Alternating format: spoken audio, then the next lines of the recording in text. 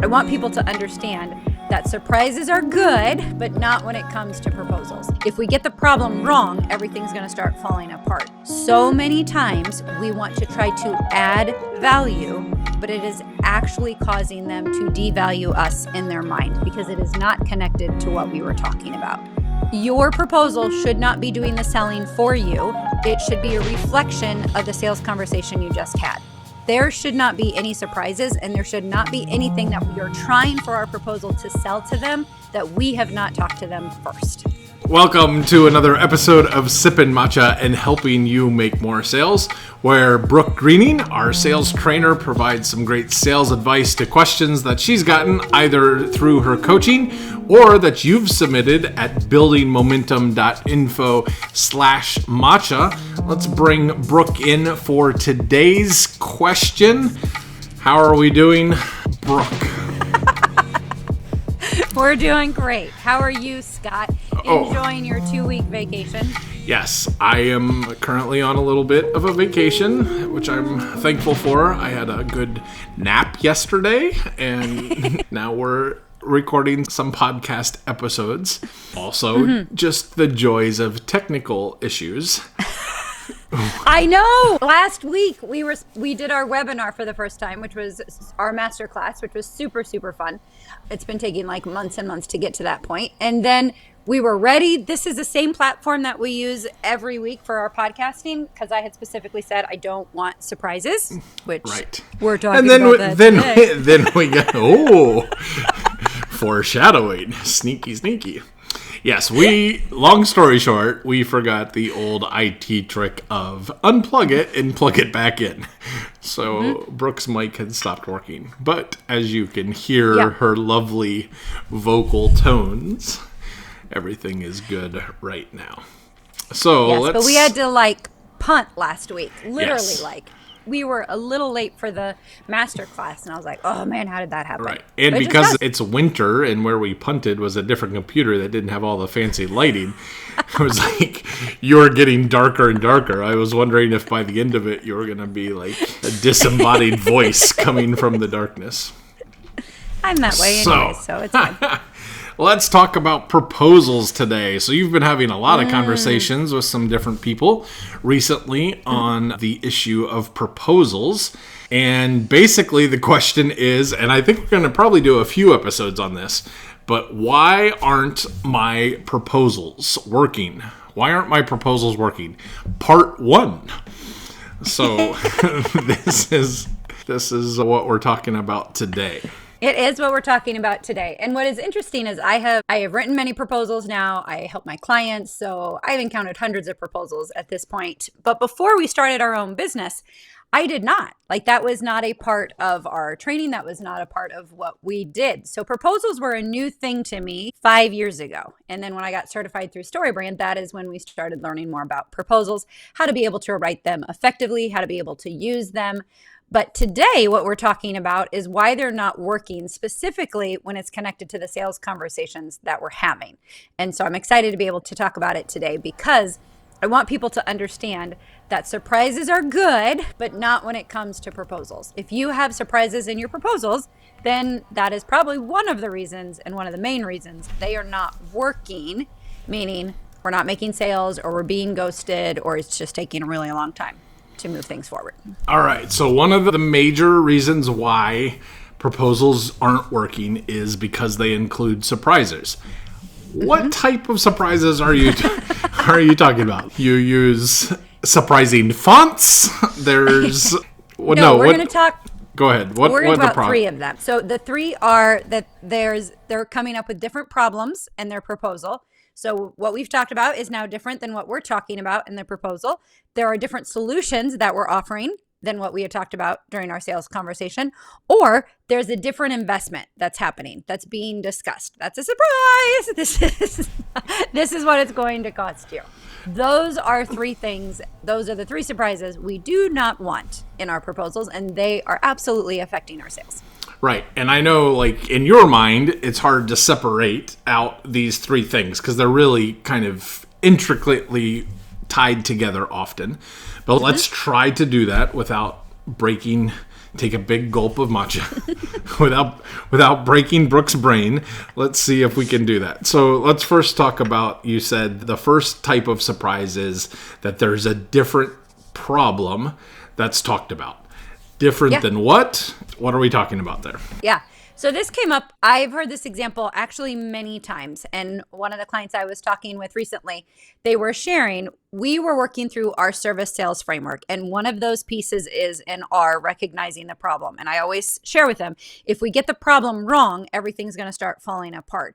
And so they were talking about how when they were in the sales conversation, they were talking about things, but they were beginning to realize there could be other problems that are going on. So just as an example, someone could say, hey, I want a website, but someone might feel like, okay, but actually the problem is in regards to some of the messaging related to that website, some of the collateral that your sales team is using for that website. And so then they're seeing a bigger picture. There is absolutely nothing wrong with seeing that.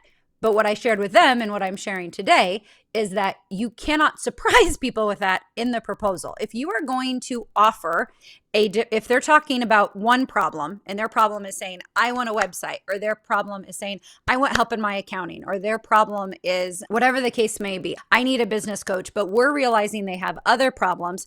The time to start talking about that is not in the proposal. It's in that sales conversation. We want to make sure that everything that is in the proposal is a reflection and has been approved before it goes. We don't want it to be a surprise. We don't want to be like, oh, but have you considered this? Because that gets dangerous. Yeah, and sometimes because the salesperson or the service provider or whoever is typically the expert or knows more about the products and that, you can start to fill in and like, oh, I understand what's really behind this. Yes, they need a website, but first and more foundationally, they need messaging.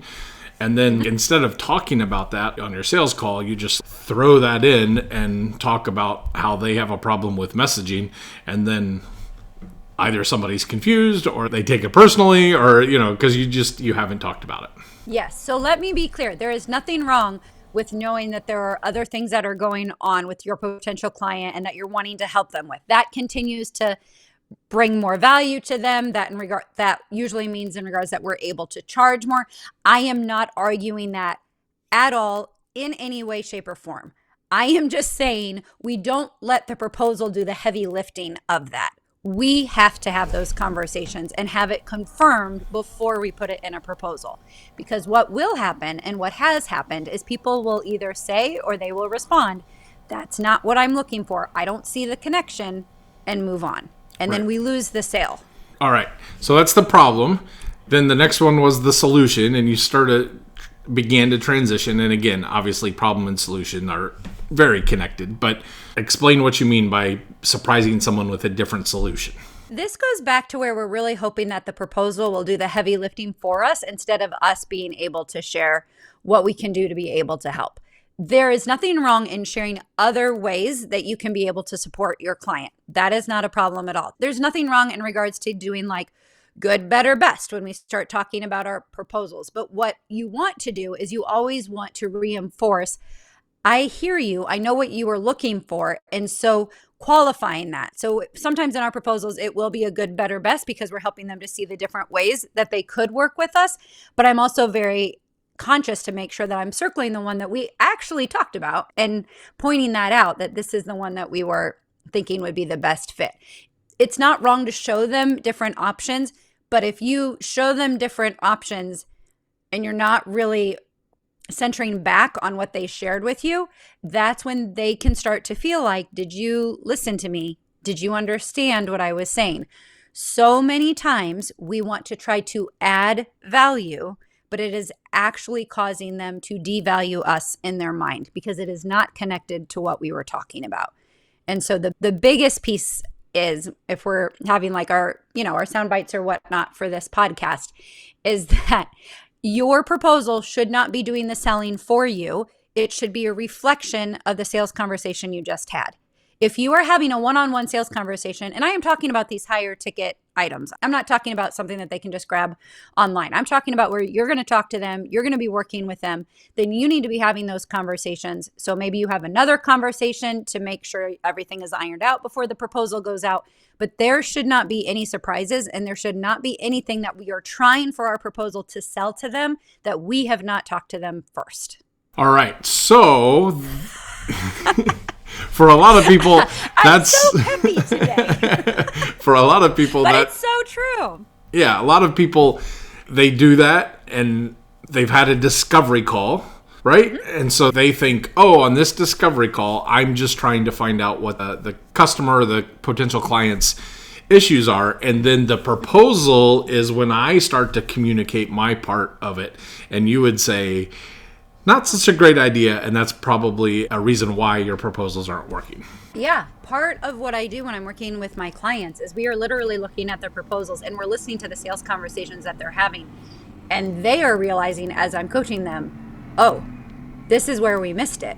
This is where they actually said, I don't see where this connects to it. So when they were trying to be helpful and they were trying to be able to share, these are all the things that we can be able to do, it backfired on them. And so I've worked with a lot of in regards to like agency consultants and coaches and all of that. And I've worked in IT and different things like that. So I am not saying it's not necessarily a complicated process.